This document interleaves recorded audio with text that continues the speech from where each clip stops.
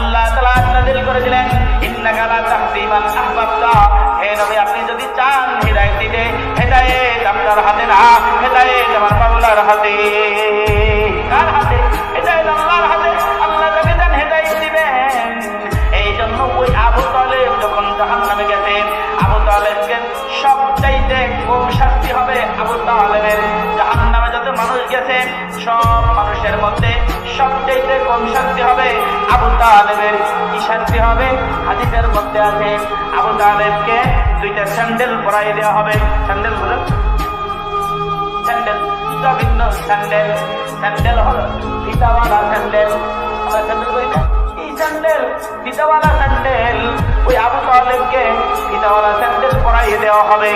দুইটা ফিতা হবে আগুনের, শুধু আগুনের ফিতাওয়ালা জুতা পরাই দেওয়া হবে। আবু তালেবকে জিজ্ঞেস করা হলো, আবু তালেব কেমন লাগতেছে তোমার কাছে?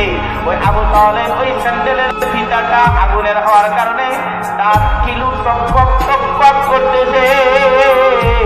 আবু তালেব বলে, জাহান্নামের মধ্যে যত মানুষ আছে, যত শান্তি হইতেছে, সব চাইতে আমি আবু তালেবেরই বেশি শান্তি হইতেছে।